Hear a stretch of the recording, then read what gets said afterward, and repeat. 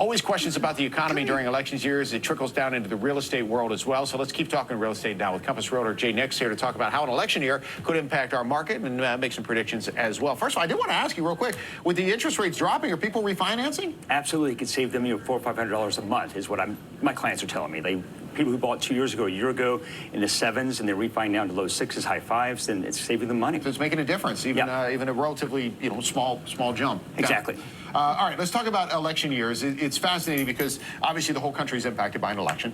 But here in D.C., we're impacted in different ways, right? Because we have so many direct tie-ins to the White House. So how can that impact what happens here?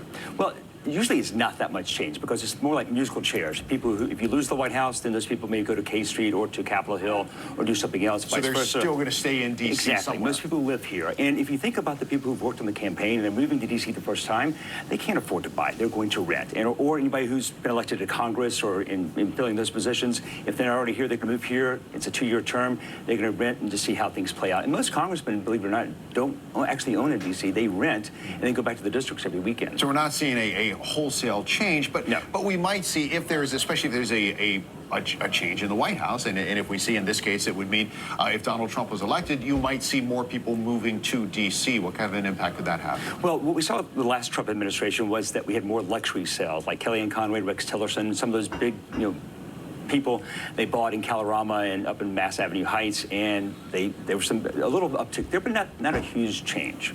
And if the White House stays, if Kamala Harris would win the White House, would you expect any change there as far as real estate? If she makes good on her promise for a $25,000 down payment or a credit for people, then that could be a huge game changer for first-time buyers in D.C. Back in the 90s and the early 2000s, we had the $5,000 federal income tax credit. That went away in 2011, but it helped spur people to move back in D.C. and buy homes. If it's $25,000 for anybody, that could really impact the DMV.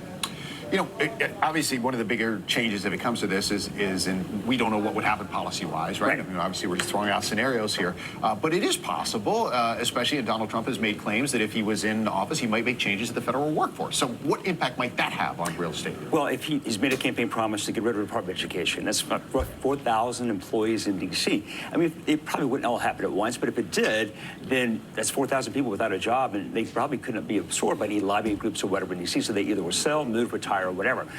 It's people I've talked to in the political realm. I'm not a politician, real estate person, but they've told me it's not likely to happen, and there'll be lawsuits and things to prevent it from happening. But it's with Donald Trump, it's always a surprise what he accomplishes. But it seems like if there were to be any widespread political change that would impact the real estate market, it might be something more like that. If changes were made wholesale to a department or something. Exactly.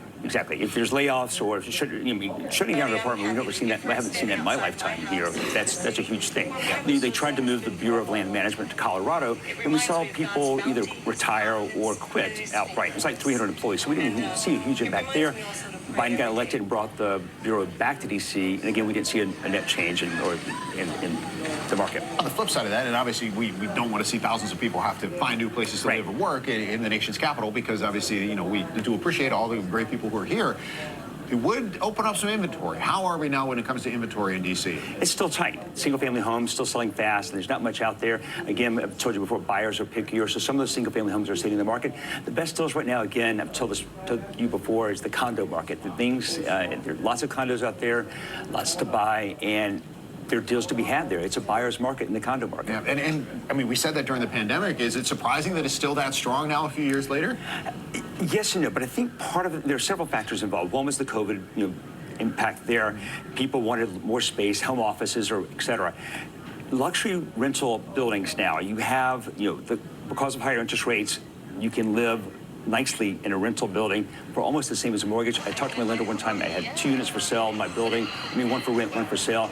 He did the numbers. It was cheaper to rent than to buy. It's the game is changing, isn't it? All the people are just like, buy that real estate, buy that real estate. Now people want the amenities and not the responsibility, I guess, for lack of a better way of putting it. That's part of it, too. I talked to a client one time, and he said, well, I don't want to change the hot water heater. I don't want to fill with this, fill with that. And so that's part of it. But at the same time, if rates go down, it makes more sense to buy because you're investing in yourself and not paying somebody else's mortgage. Fortunately, like we just said leading into you, the rental rates are going up as well. So at some point, you got to find that balance. Jay, it's always a pleasure. Thanks, Steve. Look for Jay online if you like more information as well. You can connect with him there. Thank you, Jay. I appreciate it.